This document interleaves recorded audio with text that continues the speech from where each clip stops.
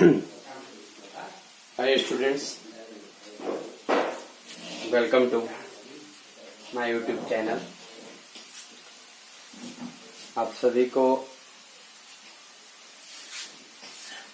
इस विकट रूप में जितना कोशिश होगा मैं मदद करूंगा। हम लोग कल डिटर्मिनेंट का प्रॉपर्टी से कुछ क्वेश्चन बनाए थे, कुछ डिफिकल्ट भी क्वेश्चन बनाए थे और कुछ ऐसा भी क्वेश्चन बनाए थे जो आप लोगों को हो सकता है समझ में आने में डिफिकल्ट हुआ होगा। कोशिश कीजिएगा समझने के लिए, फैक्टराइज करने के लिए। फिर मैंने कल बताया था कि किसी भी ट्रायंगल का एरिया निकालने के लिए कि एरिया ट्रायंगल एबीसी, जैसे ए दिया है x1 y1, बी दिया हुआ है x2 y2 और सी दिया हुआ है x3 y3। तो एरिया ट्रायंगल एबीसी क्या होगा? 1/2 x1 x2 x3 y1 y2 y3 1 1 1। ठीक है, ये चीज मैंने कल बताया था। फिर मैंने ये बताया था कि यदि ये एरिया ट्रायंगल एबीसी, मतलब ये वैल्यू x1 का x2 और x3 y1 y2 y3 1 1 1 0 हो जाता है, यानी ABC कोलिनियर। यानी कोलिनियर के लिए इसका वैल्यू अगर हम 0 प्रूफ कर देते हैं तो इसका मतलब कि वो चीज कोलिनियर है। तो कल मैं दो टॉपिक बताया था, एक ट्रायंगल का एरिया निकालने के लिए और कोलिनियर प्रूफ करने, कोलिनियर बताने के लिए। कोलिनियर का मतलब आप लोग समझ रहे हैं क्या? कोलिनियर के मतलब कि 3 या 2 से ज्यादा पॉइंट जो एक ही लाइन में हो तो उसको कोलिनियर कहा जाता है। क्लियर बात है? अब हम इसका क्वेश्चंस आगे बताते हैं और देखिए एक एक क्वेश्चन कर ध्यान से करें। ये दिया हुआ है कि find value of K if area of triangle is 4 square units and vertices are, पहला K0 4 0 0 2 4.3। क्वेश्चन नंबर 3, पहला और दूसरा क्वेश्चन तो बता चुके हैं पिछला वीडियो में, तो तीसरा का मैं पहला बता रहा हूँ, दूसरा आप बना लीजिएगा सेम वही कि K का वैल्यू बताना है कब? जब ट्रायंगल का एरिया 4 स्क्वायर यूनिट दिया है। तो मान लेते हैं बाबू कि ये A है, ये B है और ये C है। तो ये x1 है, ये y1 है, x2 y2 x3 y3। तब तो आप एरिया ट्रायंगल एबीसी कहिएगा क्या? 1/2 x1 x2 x3 फिर y1 y2 y3 1 1 1। मैंने 1/2 रहने दिया। अब x1 के जगह पर क्या रखिएगा? तो k, x2 के जगह पर 4, x3 के जगह 0, y1 के जगह 0, y2 के जगह 0 2 1 1 1। बाबू मुझे इसको सॉल्व करना है और मैं बार बार बोला कि डिटर्मिनेंट का वैल्यू निकालने के लिए जिस रो या जिस कॉलम में ज्यादा 0 है उसी को एक्सपेंड कीजिए। तो कॉलम नंबर 2 में ज्यादा 0 है तो मैंने लिखा एक्सपेंड अलोंग C2। तो C2 की तरफ जब एक्सपेंड कर रहे हैं तो ये 0 वाले को तो जरूरत नहीं है करने के लिए, ये भी 0 को जरूरत नहीं है क्योंकि जिसके साथ गुना होगा 0 ही बना देगा। तब जरूरत पड़ा किसका? तो जरूरत है 2 का। अब इस पहले इसका साइन देखते हैं क्या है। तो प्लस माइनस प्लस, यानी इसका साइन माइनस का है। तो आप ये लिखिएगा 1/2 एरिया 1/2 -2।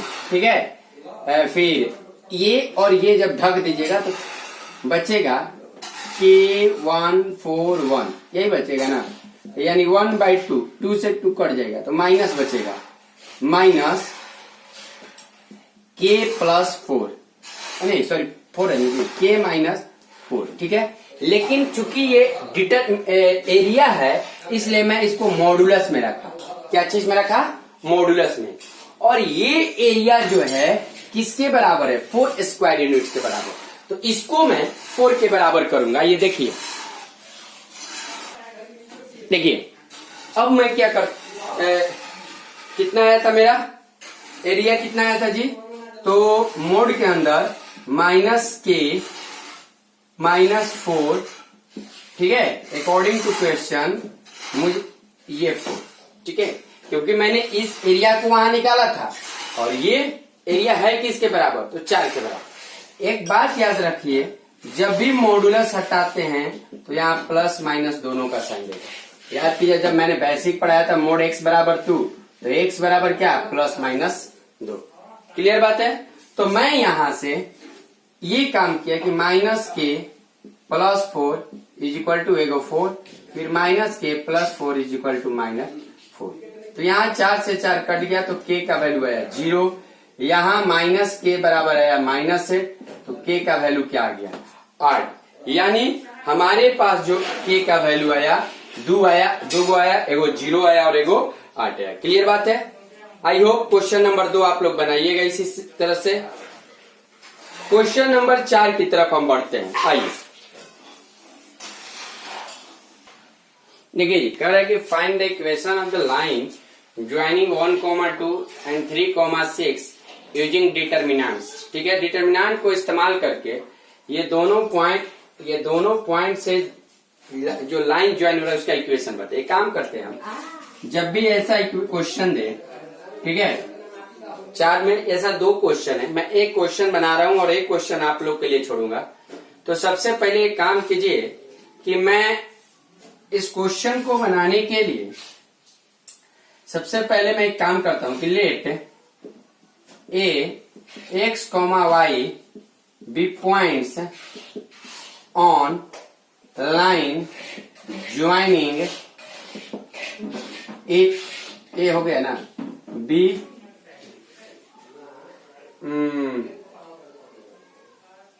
x, y कोई पॉइंट मान लेते हैं इसको, ठीक है, on the line joining 1,2 and 3,6। Clear बात है? जब ये x, y जब पॉइंट है किसी लाइन पर ज्वाइन किया 1,2 और 3,6, तब तो आप ये कहेंगे कि ये जो पॉइंट्स है सो x, y, ठीक है। नहीं तो एक काम और कर सकते हैं कि इसको मान लीजिए b मानना है तो b मान लीजिए, इसको हम क्या करते हैं b मान लेते हैं, और इसको a मान लेते हैं और इसको c मान लेते हैं, ठीक है। तब तो a, b, c और कोलिनियर, क्योंकि एक ही लाइन पर है। तो जब कोलिनियर है तो मैं इसका डिटर्मिनेंट फॉर्म में कह सकता हूं कि 1/2, डिटर्मिनेंट फॉर्म में अगर लिखना हो तो 1/2, एक किसको माना है पहले 1 को, फिर dx, फिर 3, फिर 2y, फिर 6, 1 बराबर 0। तो इस क्लियर का मतलब ये उधर चला जाएगा तो आएगा 1x, 3, 2y, 6, 1 बराबर 0। क्लियर बात है? अब मैं क्या कर रहा हूं, इसको एक्सपेंड कर रहा हूं। किधर से भी एक्सपेंड कीजिए, एक्सपेंड अलोंग R1।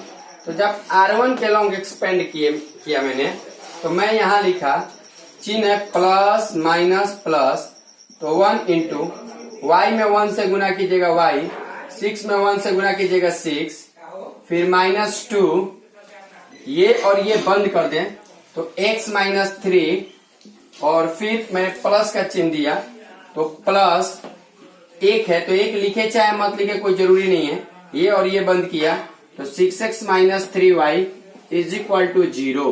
जब मैंने इसको सॉल्व किया तो y - 6 -2x + 6 plus 6x - 3y = 0। तो -6 से +6 कट गया, 6x में से -2x गया तो 4x आया, -3y + y तो -2y बराबर 0। 2 जब आप इसमें से कॉमन ले लिए तो 2x - y बराबर 0। यानी इस इक्वेशन ऑफ लाइन क्या आया, इक्वेशन ऑफ स्ट्रेट लाइन क्या आया, 2x - y बराबर 0।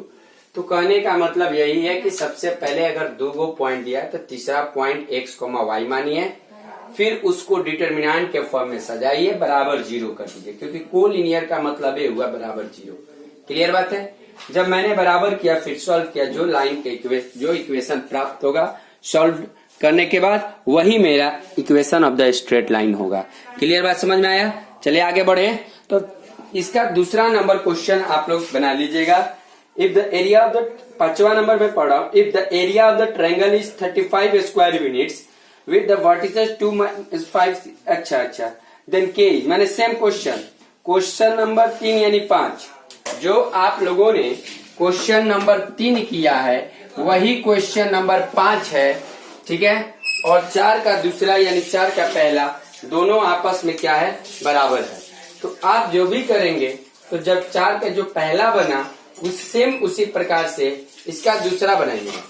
नेक्स्ट एक बात ये करना है कि क्वेश्चन नंबर 3 में भी हम लोग पढ़े तो ट्रायंगल का एरिया दिया हुआ था, 3 वो वर्टिसेस दिया था, जिस वर्टिसेस में एक एक्स कोऑर्डिनेट मुझसे अननोन था के, सेम वही क्वेश्चन नंबर 5 में है, अननोन टर्म के है जिसका वैल्यू निकालना है। क्लियर बात? तो चलते हैं, इसी के साथ 4.3 को द एंड किए। अब 4.4 में, तो 4.4 में माइनर एंड को फैक्टर निकालना है। शायद मैंने माइनर एंड को फैक्टर, शायद नहीं पूर्णतः मैंने माइनर और को फैक्टर पहला लेक्चर या दूसरे लेक्चर में ही डिटर्मिनेंट का बता दिया हूं। तो उसके बिलोंगिंग जो क्वेश्चंस है उस क्वेश्चंस को आज आप लोगों को क्लियरिफाई करता हूं, और पूरे क्लियरिफाई करने के बाद मैं आगे बढ़ूंगा, और आज ही आगे बढ़ूंगा जिसका नाम रहेगा एडजॉइंट। इस पे मैं ज्यादा क्वेश्चन माइनर और को फैक्टर में नहीं बताऊंगा, क्योंकि ये माइनर और को फैक्टर इतना इजी है, इसमें क्वेश्चंस बताने की जरूरत नहीं है, ठीक है। लेकिन फिर भी किसी का था कि सर को फैक्टर निकालने में मुझे कंफ्यूजन हो रही है, तो को फैक्टर में कंफ्यूजन के कारण मैं इसको थोड़ा सा बना दे रहा हूं। आइए देखिए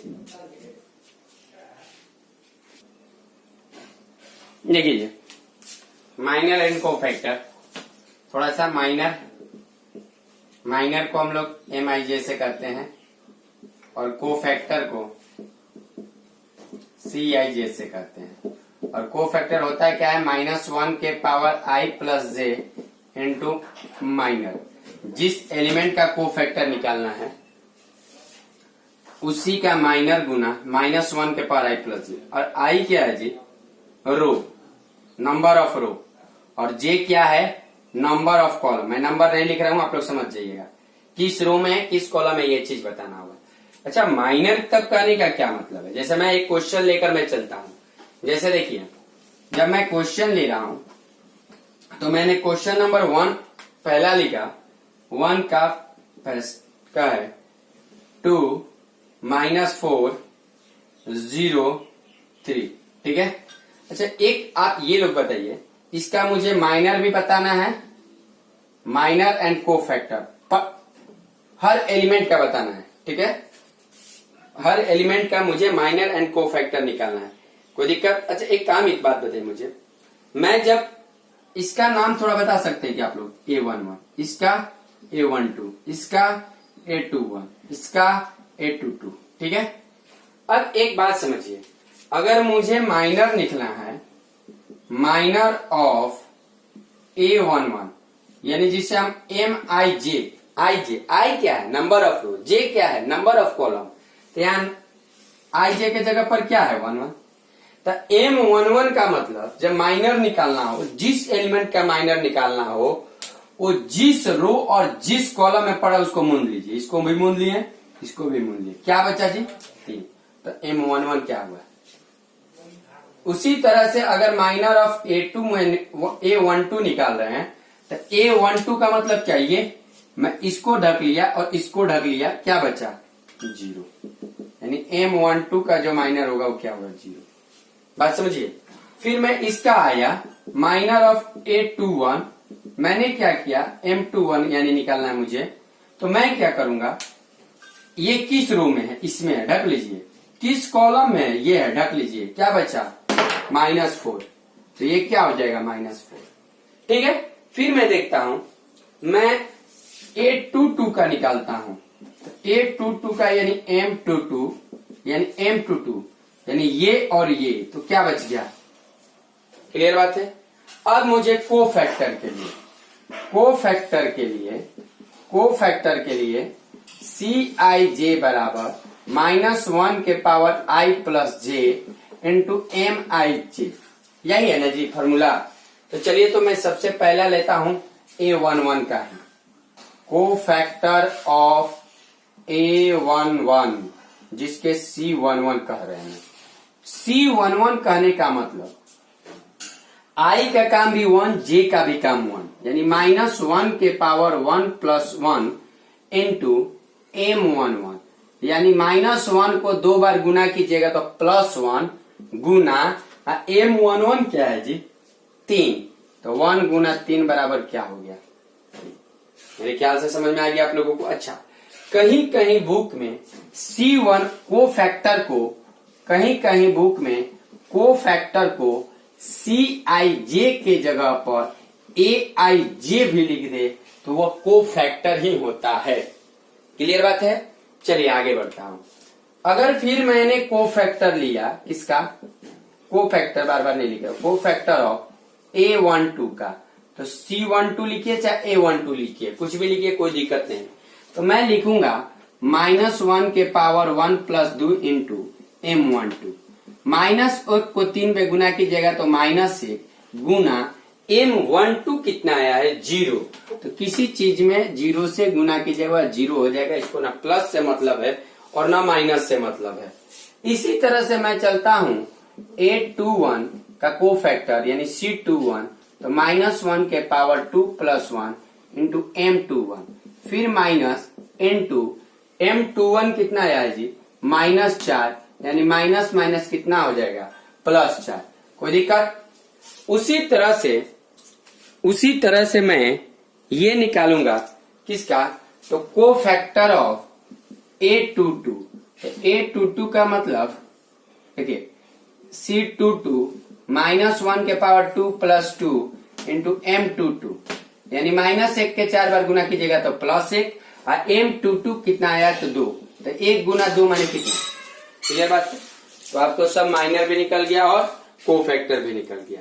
अब मैं एक थर्ड ऑर्डर का लेता हूं और थर्ड ऑर्डर के लेने के बाद मैं ये डायरेक्ट करता हूं। क्लियर। आइए मुझे इसका भी माइनर एंड को फैक्टर निकालना है, तो सबसे पहले मैं माइनर निकालता हूं। ठीक है, माइनर निकाल, पहले माइनर, तो माइनर किसका ले रहा हूं मैं, माइनर ऑफ A11। ठीक है, तो A11 के माइनर को मैं लिखूंगा M11, तो M11 का मतलब ये ना जी, इसका ना, तो ये और ये ढक लीजिए, बचा क्या, जो चीज बचा उसको डिटर्मिनेंट पे लिखिए, क्योंकि ये तो 3 ऑर्डर का है, अकेला नहीं था ना कि जो बच गया वही लिखेंगे। तो मैंने इसको और इसको ढक लिया, तो यहाँ पर अब डिटर्मिनेंट 2 ऑर्डर का सॉल्व करने तो आते हैं, इसको गुना कीजिए, 1 - 0 कितना आएगा 1। सेम उसी तरह से माइनर ऑफ A12 लिखें, तो M12 कितना आएगा जी, तो ये और ये ढक लीजिए, तो यहाँ पर हुआ 0 0 0 1, यानी 0 - 0 ये आया 0। फिर उसी तरह से माइनर ऑफ A13 निकालिए, तो ये आएगा M13 कितना आ रहा है जी, ठीक है, M13 माने ये वाला हुआ है, 13 माने ये एलिमेंट 13। अब इसका पूरा ये ढकिए, पूरा ये वाला ढकिए और पूरा ये ढकिए, बच क्या गया 0 1 0 0, गुना कीजिएगा 0 - 0 0 ही होगा। चलिए अब इसको मिटा दीजिए, जिसको जिसको जरूरत है, बार बार इसीलिए मैं इसको नहीं कर रहा हूं। ठीक है, अब चलिए मुझे पूरे ये तीनों का निकल गया। अब मैं माइनर ऑफ 21 पाता हूं, A21 का मतलब M21 का मतलब ये वाला, तो ये वाला का मतलब ये ढकिए, पूरा ये 0 में है, और ये ढकिए, क्या बच गया है जी 0 0 0 1, तो 0 - 0 0 ही आएगा, यानी M21 भी कितना आ रहा है 0। ठीक है, इसी तरह से मैं आपको एक बात और चलता हूं। ठीक है, इसको मिटाता हूं, ये सब निकलने के बाद फिर मैं किसका चलता हूं, 21 का हो गया है।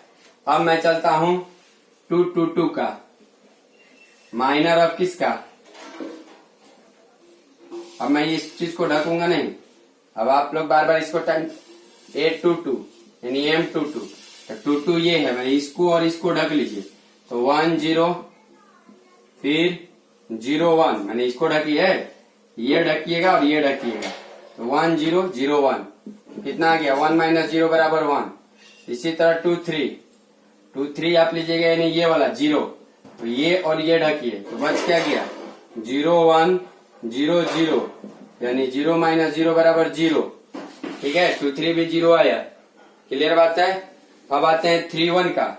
तो M31, बार बार ये लिखने का जरूरत नहीं है। 3 1 का तो ये 2 3 था, 3 1 का तो 3 1 का आएगा ये वाला ना, ये और ये ढक लीजिए, 0 0 1 0, यानी 0 ही होगा। फिर 3 2 का, यानी M32 का, तो 3 2 माने ये, तो ये और ये ढकिएगा, 1 0 0 0 1 0 0 0, यानी ये भी 0 आएगा। फिर उसी तरह से M33, तो M33 माने ये वाला, तो 1 0 0 1, ढकने का आप लोग तगड़ा रखिए। सॉल्व करने के बाद 1 माइनस 0 कितना आया वैल्यू 1। तो ये मेरा निकला माइनर।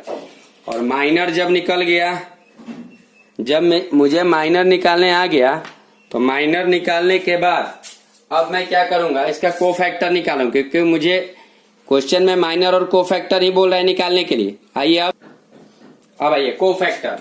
तो कोफैक्टर के लिए मैं सबसे पहले C11 की तरफ चलता हूं। अच्छा, कोफैक्टर के लिए सबको मालूम है कि CIJ बराबर -1 के power I plus J into MIJ। Clear बात है, याद है ना सबको कि कोफैक्टर निकालने का मतलब कोफैक्टर CIJ गुना -1 के पावर, तो C11 निकालना है, यानी -1 के पावर 1 प्लस 1 गुना M11। तो -1 के 2 बे गुना करबा तब +1 गुना M11 कितना है, कितना निकाल के M11 रखे 1, तो 1 गुना 1 C12 -1 के पावर 1 प्लस 2 इंटू M12। तो -1 के 3 बार गुना तो -1, और M12 आया है 0, तो 0 में कोई चीज से गुना करोगे 0 ही आएगा। ठीक है, कि कोई दिक्कत। तो A12 कितना आ गया 0, मतलब ये देखना है कि है क्या दिया हुआ।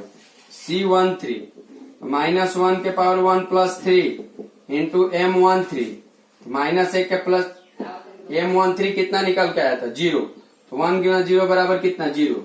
C21 जो भी ये निकालिए, -1 के पावर 2 प्लस 1 M21, तो -1 को 3 बार गुना करोगे तो -1। M21 माने M21 कौन सा, M21 कौन सा होगा M21, तो अपना M21 कितना है 0, तो 0 0।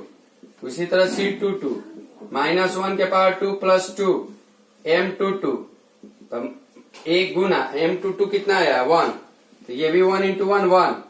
उसी तरह C23 तो -1 के पावर 2 प्लस 3 M23, तो -1 23 कितना है M23 देख लीजिए 0, तो कितना आ गया 0। क्लियर बात है। फिर उसी तरह से C31 तो -1 के पावर 3 प्लस 1 M31, ये तो पॉजिटिव 1 आएगा, और 31 कितना रहा M31 आ रहा कितना रहा 0, तो 1 इंटू 0 बराबर कितना 0।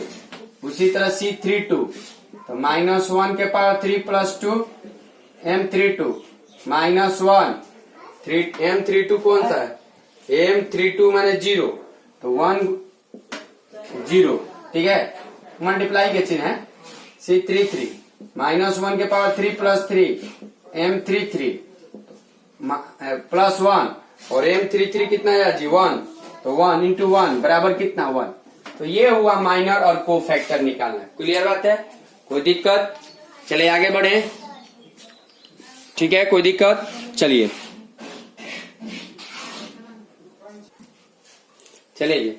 इस डिटर्मिनेंट का वैल्यू निकालना है, लेकिन कोफैक्टर को यूज करते हुए। क्वेश्चन दे चुका है कोफैक्टर को यूज करते हुए, और किस कोफैक्टर को, तो सेकेंड रो का कोफैक्टर यूज करते हुए। आपको ये मालूम होगा कि किसी भी डिटर्मिनेंट का वैल्यू का मतलब, वैल्यू ऑफ डिटर्मिनेंट जब मैंने पढ़ाया था माइनर और कोफैक्टर में, तो ये टॉपिक उस समय का थ्योरी उठाइएगा। वैल्यू ऑफ डिटर्मिनेंट हमने बताया था A11 C11 plus A12 C12 plus A13 C13, मतलब जो एलिमेंट लीजिए उसका कोफैक्टर। ठीक है, मैंने पहला रो का लिया तो सब पहले रो का सब एलिमेंट और उनके कोफैक्टर का सम। अगर यही मैं दूसरा रो का लिया रहता तो और A21 C21, A22 C22, A23 C23। Clear बात? ये भी सही है। मैंने दूसरा रो लिया तो दूसरा रो का हर एलिमेंट गुना उसका कोफैक्टर, जितना भी एलिमेंट है उसके कोफैक्टर के साथ गुना करके सम कर दीजिएगा तो वैल्यू ऑफ डिटर्मिनेंट आएगा। ये एक ऑब्जेक्टिव भी बन सकता है। हाँ, कहीं कहीं ऐसा भी हो कि C के जगह कैपिटल A लिख दे, कैपिटल A21 लिख दे इसके जगह, तो कोई दिक्कत नहीं। तो मुझे इस क्वेश्चन में कह रहा है कि using cofactors of element of second row, मैंने इस रो का कोफैक्टर को इस्तेमाल करते लिखना है।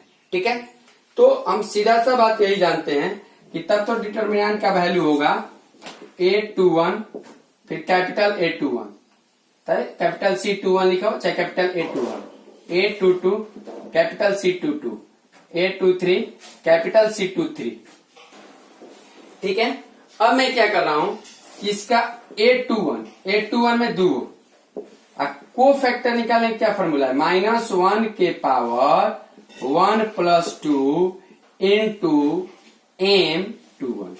फिर A22 का, तो A22 0, अरे 0 जिसमें आ गया, अब आगे मुझे कोई सॉल्व करने की जरूरत है ही नहीं। ठीक है, 0 वाला को तो कुछ है ही नहीं।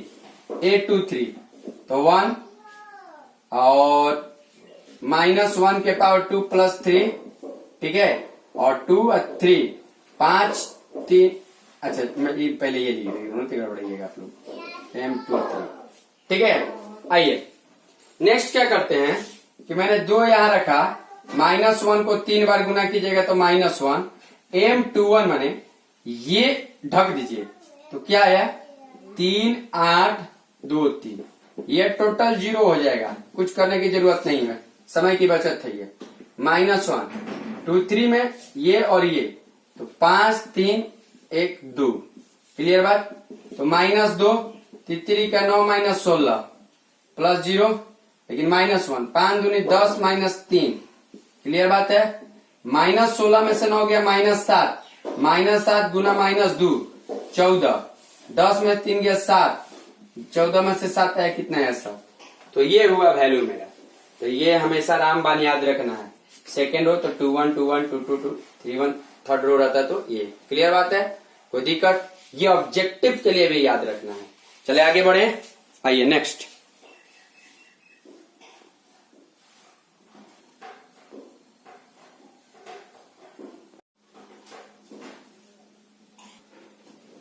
देखिए थोड़ा सा इसको ध्यान देना है, समझना है। कह रहा है कि using the cofactors of the element of third column, मैंने थर्ड कॉलम के कोफैक्टर को इस्तेमाल करके बनाया, मैंने ये एलिमेंट के बदले। तो ये कौन सा एलिमेंट है A13, ये कौन है A23, ये कौन है A33, यानी मुझे जो डिटर्मिनेंट का वैल्यू चाहिए इसे A13 C13 प्लस A23 और इसी का कोफैक्टर प्लस A33 इन्हीं का कोफैक्टर, माने जो एलिमेंट लिए उसी का कोफैक्टर 1 3 1 3 2 3 2 3 A3। क्लियर बात है? अब मैं C13 पहले निकाल लेता हूँ। C13 का मतलब -1 के पावर 1 + 3 M13, नहीं जी, तो -1 के 4 पे गुना कीजिएगा। M13 मानी कौन, ये और ये को ढक दीजिए तो 1 Y 1 Z, यानी Z -Y। क्लियर बात है? उसी तरह से मुझे अगर C23 चाहिए तो मैंने -1 के पावर 2 + 3 M23 किया, ये आया -1 और 2 3 मैंने कौन, दूसरा रो तीसरा कॉलम, ये और ये ढक दिए तो 1X 1Z, तो ये हुआ -Z -X। फिर C33 -1 के पावर 3 + 3 M33, तो -1 को 6 बार गुना कीजिएगा 1 M33 मैंने ये और ये 1X 1Y, तो Y -X। मुझे जब सब मालूम चल गया जेड माइनस वाई भी चला आ गया, ठीक है, माइनस जेड माइनस एक्स भी आ गया, वाई माइनस एक्स भी आ गया। अब मैं इस वैल्यू को, इसको मिटाना नहीं है, मेरे जगह न रन कर मिटा रहा हूं, सामने ये बोर्ड पर दिखाना है। दिखाने के बाद मैं अब इसमें रख रहा हूं A13 माने क्या है जी, वाई जेड, और C13 कितना आया था मेरा, तो C13 आया था Z minus Y, plus A23 कितना है जेड एक्स, C23 कितना आया था, तो C23 आया था माइनस जेड माइनस एक्स, यही आता ना, हाँ। और इसके बाद A33 माने एक्स वाई, और C33 कितना आया था वाई माइनस एक्स। क्लियर बात। अब गुना कीजिए, वाई जेड में गुना किया तो y z square minus y square z plus minus minus, तो इसको हाँ माइनस जेड है, minus z z minus z square x minus minus plus plus x है, तो ये हो गया z x square plus x square y minus x y square, sorry x y square x square y. अब मैं क्या कर रहा हूं, थोड़ा थोड़ा देखिए, मैं वाई जेड स्क्वायर मैं ऐसे लिख रहा हूं minus y square z plus y z square, ये दोनों को मैं साथ में रख रहा हूं, ठीक है। Minus y square z plus y z square को मैंने क्या किया, साथ में रखा। अब यहां पर मैंने फिर अब एक्स वाला पार्ट ले रहा हूं, एक्स वाई स्क्वायर और minus z x y square minus x z square, हाँ ये ले रहा हूं, सबसे बढ़िया रहेगा। X y square minus x पहले जेड स्क्वायर, फिर प्लस क्या बचा जेड एक्स स्क्वायर माइनस, ठीक है, तो दिक्कत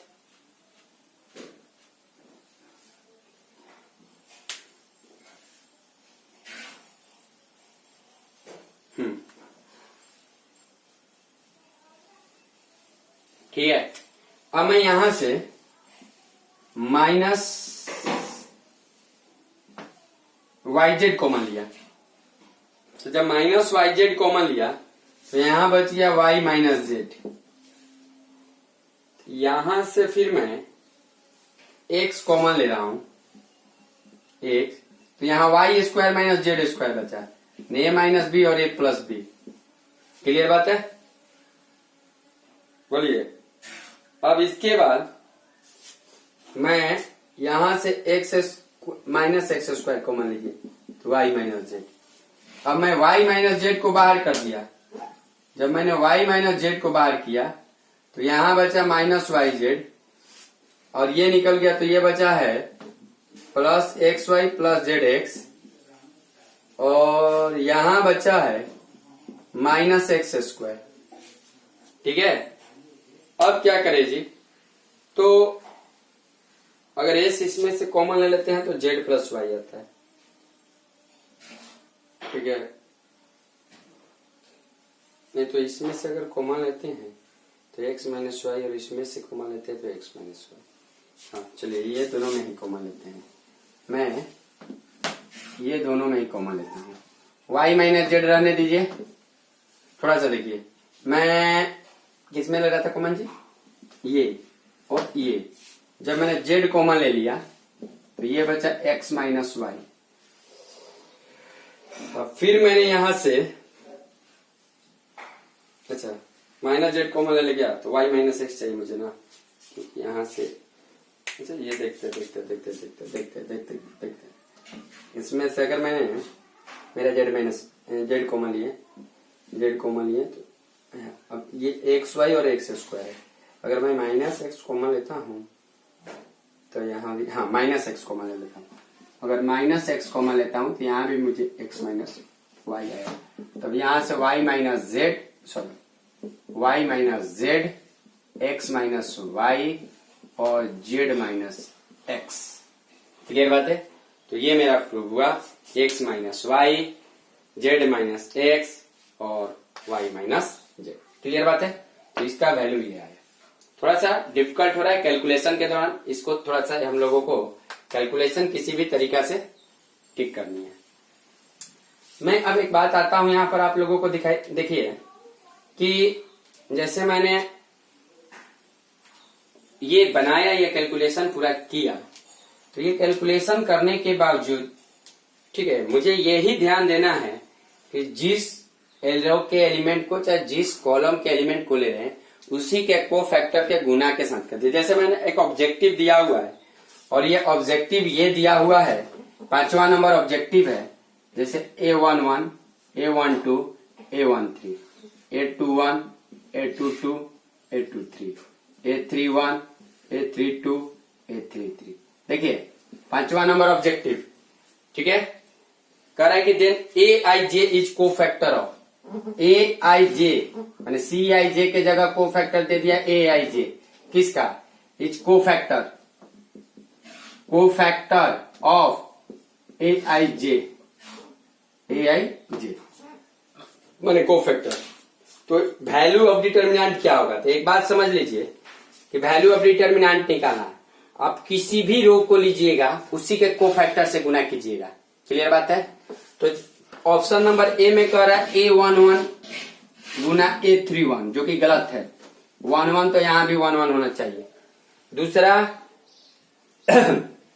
A11 capital A11, A12 capital A21 दिया हुआ है, गलत है। ये तो सही है लेकिन यहां पर जाके गलत हो जा रहा है। तो ऑप्शन नंबर 1 भी नहीं, ऑप्शन नंबर 2 भी नहीं। ऑप्शन नंबर 3 A21 A11 गलत। तो ऑप्शन नंबर डी A11 11, 21 21, 31 31, यानी ऑप्शन नंबर डी। क्लियर बात है। तो इसी के साथ मेरा 4.4 भी कंप्लीट हुआ, आप लोग पूरा कीजिएगा।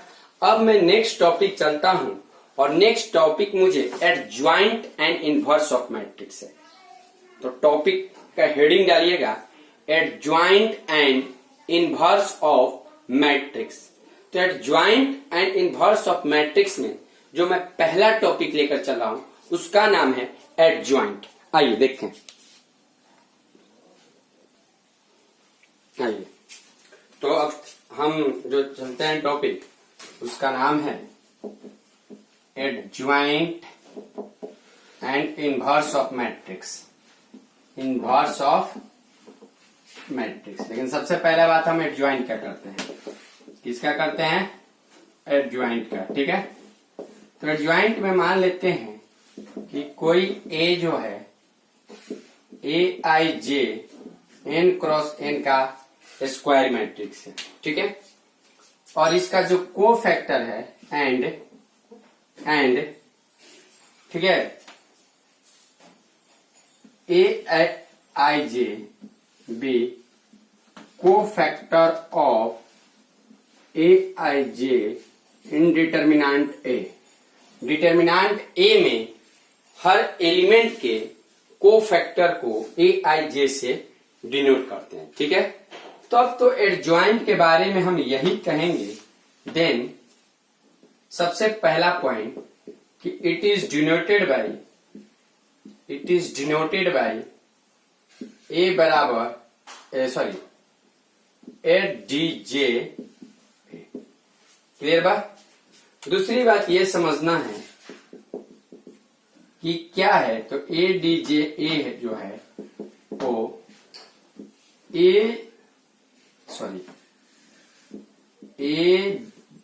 Aij का ट्रांसपोज है।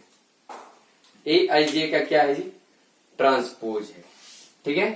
अब उसी ऑर्डर का ऑर्डर वही होगा n क्रॉस n। मैंने सिंपल रूप से ये कह सकते हैं Aj, ठीक है, Ij का ट्रांसपोज कर दिए। Aij क्या है जी, को factor.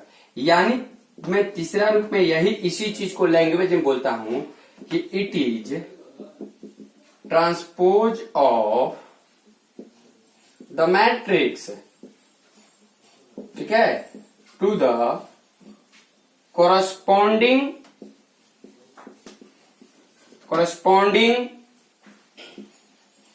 cofactors of elements of determinant A. Determinant A के एलिमेंट का कोफैक्टर निकालिए और कॉरस्पॉन्डिंग कोफैक्टर को ट्रांसपोज कर दीजिए वही चीज होता है एडजॉइंट। फिर से सुनिए, एडजॉइंट को हम लोग डिनोट करते हैं एडीजे से। जो भी मैट्रिक्स होगा उस मैट्रिक्स का नाम दे दीजिए एडीजे। इसका मतलब ये हुआ कि जो मैट्रिक्स दिया हुआ है, ये भी देखिए एक टाइप से मैट्रिक्स ही है, लेकिन कैसा मैट्रिक्स है, तो मैट्रिक्स के कोफैक्टर के ट्रांसपोज। ट्रांसपोज माने रो को कॉलम में बदल देना और कॉलम को रो में बदल देना। तो ए आई जे एन क्रॉस एन का है, मैं इसका सबसे पहले कोफैक्टर निकालूंगा। कोफैक्टर निकालने के बाद मैं उसको ट्रांसपोज कर दूंगा, और जो ट्रांसपोज आएगा वही एडजॉइंट है। क्लियर बात है कि कोई दिक्कत? माने सिंपल रूप से आप ये बोल सकते हैं कि एडजॉइंट मतलब कुछ ना, क्या चीज, कोफैक्टर का ट्रांसपोज। कोफैक्टर का ट्रांसपोज, क्योंकि ये ऐसे कोफैक्टर डिनोट किए। क्लियर बात है? चलिए आगे बढ़े। आगे क्या बढ़े इसके बारे में कुछ बता दे, इसके बारे में कुछ एग्जांपल दे दे आप लोगों को, तब से फिर प्रॉपर्टी की तरफ चलेंगे। आइए आइए, जैसे एडजॉइंट के बारे में और एक दो एग्जांपल देता हूं। एग्जांपल लेके इसके बाद इसके प्रॉपर्टी के बारे में पढ़ूंगा। जैसे मान लीजिए कोई मैट्रिक्स ए है, और याद रखिए स्क्वायर ए मैट्रिक्स होगा। जैसे मान लीजिए ये 2 है, 5 है, 1 है, 3 है। एक आर एस अग्रवाल का एग्जांपल लेता हूं और आपसे पूछता है कि फाइंड एडजॉइंट ए। ठीक है, तो सबसे पहले एडजॉइंट ए का मतलब क्या? एडजॉइंट ए का मतलब सी के पावर टी चाहे ए के पावर टी, यानी कोफैक्टर के पावर टी कहिए, अच्छा कोफैक्टर के पावर सी के पावर टी कहिए चाहे ए के पावर टी कहिए, बात सही है। तो सबसे पहले मैं कोफैक्टर निकालता हूं। तो कोफैक्टर जब मैं निकालता हूं तो सबसे पहले कोफैक्टर ऑफ A11, यानी जिसको C11 आप कहिएगा, तो C11 का कोफैक्टर -1 के पावर 1 + 1, और C11 को A11 के एलिमेंट को इधर दिए तो 3 -1 के पावर 2, ठीक है 3। मैंने कहने का मतलब सबसे पहले कोफैक्टर निकालिए, कोफैक्टर निकालिए C12 फिर निकालिए, -1 के पावर 1 + 2 × 1 -1, C21 -1 के पावर 2 + 1 × 5 -5, C22 -1 के पावर 2 + 2 × 2, कितना हो गया 2। यानी मैंने सबसे पहले कोफैक्टर निकाला, और कोफैक्टर निकाल जब दिया तो कोफैक्टर मेरा 3 -1 -5 2। अब एडजॉइंट ए जो होगा, जो एडजॉइंट ए होगा वो कोरस्पॉन्डिंग कोफैक्टर के ट्रांसपोज होगा। तो मैंने कोरस्पॉन्डिंग कोफैक्टर पहले लिखिए 3 -1 C21 में -5 2, और इसका ट्रांसपोज निकालिए। जब इसका ट्रांसपोज निकालें तो क्या आ गया जी, 3 -1 -5 2। तो ये हुआ एडजॉइंट ए। क्या हुआ, 3 -5 -1 2। क्लियर? तो एडजॉइंट का मतलब कि सबसे पहले कोफैक्टर निकालिए, कोफैक्टर निकाल के उस मैट्रिक्स को लिखिए, और वो मैट्रिक्स को फिर क्या कीजिए, ट्रांसपोज कीजिए, तब जाके ये होगा। अच्छा एक बात और, मैंने ये भी बताया था कि किसी एलिमेंट, किसी डिटर्मिनेंट का जो वैल्यू होता है, मान लीजिए कि किसी डिटर्मिनेंट का वैल्यू डेल है, तो उस डिटर्मिनेंट का कॉरस्पॉन्डिंग कोफैक्टर से एक नया डिटर्मिनेंट आया तो d के पावर n-1 होगा, याद होगा। क्लियर? आगे बढ़े, चलिए नेक्स्ट आगे देखिए। कुछ क्वेश्चन इस प्रकार से देखते हैं और आगे 1-2।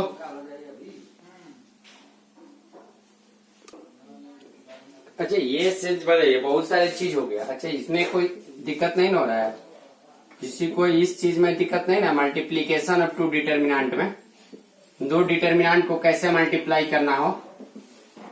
ये मैट्रिक्स नहीं है कि रो इंटू कॉलम कीजिएगा, रो इंटू रो भी कर सकते हैं, रो इंटू कॉलम भी कर सकते हैं, कॉलम इंटू कॉलम भी कर सकते हैं।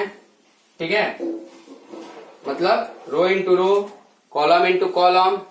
ठीक है, और मतलब कहने का मतलब है मल्टीप्लीकेशन को इजी बनाइए। जैसे अभी आप मल्टीप्लीकेशन को इजी बनाइएगा तो उससे ही होगा। अब ये मैट्रिक्स नहीं है कि जिस तरह मैट्रिक्स आप बनाते थे कि मैट्रिक्स को बनाना है उस तरह से आप ये कीजिएगा, ये कोई जरूरी नहीं है। कॉलम इंटू रो कीजिए, लेकिन इन चारों में से सबसे ज्यादा प्रीफरेबल ये लीजिए, ठीक है, इसको लेकर कीजिए, मतलब आपको समझ में आ रहा है। जैसे 1 मान लीजिए है 1 2 3 4 और यहाँ है 2 1 0 1, तो आप ये फर्स्ट रो लीजिए, तो इसमें गुना कीजिए, फिर ये इसी से, फिर इसमें, जैसे गुना करने के बाद 1 में 2 से गुना किए 2, फिर 2 में 1 से गुना कीजिए 2, फिर इसको उठाए तो 1 में 0 से 0, 2 में 1 से 2, फिर ये उठाए तो 3 दूनी 6, 4 इकाई 4, फिर 3 0 0, फिर 4 इकाई 4, फिर क्या हुआ 2 4 2 10 4। इस चीज को आप लोगों को ध्यान में रहना चाहिए, क्योंकि ये चीज ध्यान में रहेगा तभी जाकर काम चलेगा। कोई दिक्कत? तो चलिए अब हम आगे बढ़ते हैं। मतलब मल्टीप्लीकेशन अप टू डिटर्मिनेंट में ये कोई दिक्कत नहीं है, उनके जैसा जरूरी है। क्लियर? वैसा कोई जरूरी चीज नहीं है कि वैसे हम करके करें रो इनटू कॉलम, ये कोई जरूरी नहीं है। जिस तरह से प्रीफरेबल आसानी है उस तरह से आप कीजिए। देखिए कुछ प्रॉपर्टीज और प्रूफ के बारे में पढ़ते हैं। ठीक है, पहला प्रॉपर्टी ये पढ़ते हैं कि किसी मैट्रिक्स से एडजॉइंट ए भी एक मैट्रिक्स है। कैसा मैट्रिक्स है? तो इसके कोफैक्टर का ट्रांसपोज है, तो ये दोनों एक टाइप से मैट्रिक्स हो गया। तो इसमें इसको गुना कीजिए, अच्छा इसमें इसको गुना कीजिए, रिजल्ट विल बी सेम। क्या? डिटर्मिनेंट ए इंटू आई कीजिए। कोई दिक्कत? चले आगे बढ़े। अब थोड़ा सा, अच्छा मैंने इसका प्रूफ भी बता दे क्या? तो देखिए, तो जब आप इसका प्रूफ कर रहे थे, मान लीजिए कोई मैट्रिक्स है, मैं इसी को ले रहा हूं, ये ले रहा हूं ए इंटू एडजॉइंट ए को। तो जब आपने इसको लिया, ए को मान लीजिए A11, समझिएगा मैट्रिक्स है, मैट्रिक्स प्रूफ देख लीजिए इसका। A11 A12 A13, फिर A21 A22 A23, फिर A31 A32 A33। तो इसका ट्रांसपोज कैसा होगा जी? इसका कोफैक्टर A11 का कोफैक्टर, ये इसका कोफैक्टर A12, लेकिन एडजॉइंट ले लिखना है, इसलिए ये यहां पर लिखाएगा, ये यहां पर लिखाएगा। बात समझ रहे हैं कि नहीं? बात समझ रहे हैं? तो फिर आप जब इसको किए तो उसी तरह से A21 A22 A23, ठीक है, फिर A31 A32 A33। क्लियर बात है? मैंने क्या किया कि सबसे पहले मैं मल्टीप्लाई कर रहा हूं, और मल्टीप्लाई कैसे कर रहा हूं,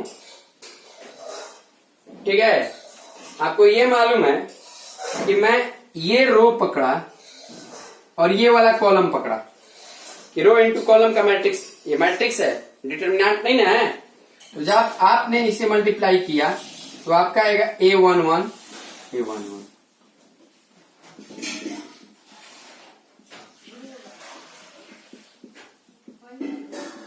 ठीक है, मतलब अच्छा, फिर आप जब इसको और इसके साथ गुना कीजिएगा तो A11 A21, आपको ये मालूम होना चाहिए कि यदि डिटर्मिनेंट में ही जब मैंने कोफैक्टर पढ़ाया था तो कोफैक्टर में यही बताया था कि एलिमेंट गुना उसका कोफैक्टर का सम, लेकिन जिस रो का एलिमेंट उठाए उस पूरे एलिमेंट के रो और उसके कोफैक्टर का सम वैल्यू ऑफ डिटर्मिनेंट होता है। लेकिन अगर उसी एलिमेंट का, उसी रो का हर एलिमेंट लेते हैं लेकिन उसके कोफैक्टर ना लेकर किसी कोरस्पॉन्डिंग कोफैक्टर को लेते हैं और उसका सम करते हैं तो वो वैल्यू देगा 0। तो A11 A21 अलग अलग, A12 A22 अलग अलग, A13 A23 अलग अलग, ये आंसर क्या देगा? 0। क्लियर बात है? उसी तरह जब आप इसको लीजिएगा तो ये भी आंसर क्या देगा? 0। क्लियर बात है? अब फिर मैं ये वाला उठाया तो A21 A11 अलग अलग 0, A21 A21, देखिए ये राइट दे रहा है चीज, मतलब A21 A21 A22 A23 A23। देख रहे हैं कि नहीं देख रहे हैं? फिर उसी प्रकार से यदि आप इसको और इसमें मल्टीप्लाई कर रहे हैं, माने अलग रहा बस ये देखिए 2 1 2 1 2 2 2 2 2 तो ये लिखाएगा, और जहां अलग रहा उसको नहीं लिखाएगा। फिर वैसे ही गुणा कीजिएगा 0 0, ये भी हो जाएगा, क्या चीज हो जाएगा? 831 831 832 832 मल्टीप्लाई 833 833। कोई दिक्कत? अब मैंने क्या किया, ये डिटर्मिनेंट ए का वैल्यू होगा, ये डिटर्मिनेंट ए का वैल्यू होगा, ये भी डिटर्मिनेंट ए का वैल्यू होगा। कोई दिक्कत? अब क्या कीजिए, डिटर्मिनेंट ए को मैंने कॉमन लिया, तो ये क्या बच गया जी? 1 0 0 0 1 0 0 0 1, यानी डिटर्मिनेंट ए इंटू यूनिट मैट्रिक्स। क्लियर बात? तो ए में एडजॉइंट ए से गुना कीजिए, चाहे एडजॉइंट ए से ए में गुना कीजिए, वो वैल्यू बराबर आएगा। और किसके बराबर आएगा? तो डिटर्मिनेंट ए गुना आई के बराबर। क्लियर बात है कि कोई दिक्कत? चलिए आगे बढ़े। अच्छा, नेक्स्ट आते हैं। नेक्स्ट देखिए, नेक्स्ट प्रॉपर्टी अब आते हैं कि क्या है। देखिए, इस सारी प्रॉपर्टी को एज ए ऑब्जेक्टिव याद रखें। मैट्रिक्स और डिटर्मिनेंट का मैंने जितना प्रॉपर्टी बताया, ठीक है, उन सारी प्रॉपर्टी को आप याद रखिए। ऑब्जेक्टिव में एक नंबर नहीं कर सकती है। क्लियर बात? चाहे वो कहीं कंपटीशन का ऑब्जेक्टिव हो, बस सीधे क्लियर मैं बात बोलता हूं। आइए मैं दूसरा बात बताता हूं। दूसरा प्रॉपर्टी है कि एडजॉइंट ए का जो डिटर्मिनेंट होगा और डिटर्मिनेंट ए के पावर n - 1 के वैल्यू के बराबर होगा। यानी किसी मैट्रिक्स का एडजॉइंट निकाल दे, उसका वैल्यू निकालिए, या उसी मैट्रिक्स का डिटर्मिनेंट का वैल्यू निकाल लीजिए, और जो भी पावर, अच्छा n क्या है? तो ऑर्डर, n क्या है? ऑर्डर, ठीक है। अच्छा, मैं इसका प्रूफ बताता हूँ। देखिएगा प्रूफ, देखिए मैं प्रूफ इसका बताता हूँ। ऐसे प्रूफ कोई जरूरी नहीं है, लेकिन बीएससी में आगे चलिएगा तो जरूर पढ़ने को मिलेगा, ठीक है। मैं इसका प्रूफ बताता हूँ क्या, ठीक है। प्रॉपर्टी 1 को इस्तेमाल करके क्या मैं ये लिख सकता हूँ, ए गुना एडजॉइंट ए बराबर डिटर्मिनेंट ए गुना आई। क्या ये चीज मैं लिख सकता हूँ? एक काम करते हैं, मैं डिटर्मिनेंट अप्लाई करता हूँ सब पे। जब मैंने डिटर्मिनेंट अप्लाई किया, देखिएगा, जब मैंने डिटर्मिनेंट अप्लाई किया तो यहां भी मैंने,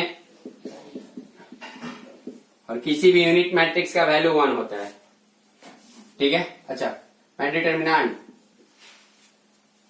ये तो ऑलरेडी था डिटर्मिनेंट, जब मैं इसको बाहर करूंगा तो ये होगा डिटर्मिनेंट ए और ये होगा एडजॉइंट ए।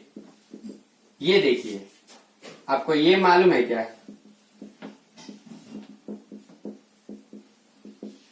है ना? तो ये भी तो एक वैल्यू नहीं है, तो जब बाहर निकलेगा तो कैसे निकलेगा? ठीक है, कोई दिक्कत? सॉरी, ये तो 1 देगा। क्लियर बात है? अरे वैल्यू बाहर निकला है, जैसे कहने के बाद के है तो के पावर n बाहर निकला ना, तो ये एक तो वैल्यू है। आप लोग ये सोचिएगा कि ए क्यों नहीं बाहर निकाले, मैंने ऐसे क्यों नहीं लिए। बहुत लोग सोचेंगे कि ये क्यों नहीं लिखे, यदि ये लिख देंगे तो ये ए मैट्रिक्स है, वैल्यू तो ये ना है। बात समझ में आ गया? आई, तो एडजॉइंट ए कितना हो गया? एडजॉइंट ए कितना हो गया? ये मल्टीप्लाई में, उधर जाके डिवाइड में। लॉ ऑफ एक्सपोनेंट सबको याद होगा, लॉ ऑफ एक्सपोनेंट सबको याद होगा। डिवाइड कैसे आएंगे? लॉ ऑफ एक्सपोनेंट के अनुसार ये, तो ये ऑब्जेक्टिव के लिए याद रहे। क्लियर बात है? ऑब्जेक्टिव के लिए याद होना चाहिए। हो सके तो एनसीईआरटी में ऑब्जेक्टिव के तौर बनाएंगे भी। अच्छा, मेथड 2 बताता हूँ, इसका मेथड 2 बताता हूँ प्रूव करने के लिए। मेथड 2 बता रहा हूँ ये चीज कि आपको सबको मालूम है कि ये एडजॉइंट ए है, ठीक है। और एडजॉइंट ए होता क्या है जी? तो को फैक्टर का ट्रांसपोज, ठीक है। और को फैक्टर का ट्रांसपोज का डिटर्मिनेंट या को फैक्टर का बराबर होता है। ये आपको मालूम होगा कि ये वैल्यू जो होता है ओरिजिनल डिटर्मिनेंट के वैल्यू के पावर n-1 होता है, जिसको आप कह सकते हैं n-1, क्योंकि आपको ये मालूम है d डैश बराबर d के पावर n-1 प्रूफ कराए होंगे एक डिटर्मिनेंट में। तो ये चीज ध्यान में रहना चाहिए। क्लियर बात है? तो आप जितनी भी ये प्रॉपर्टी हैं, चाहे जो भी मैंने बताया, उसको बढ़िया से पढ़िएगा।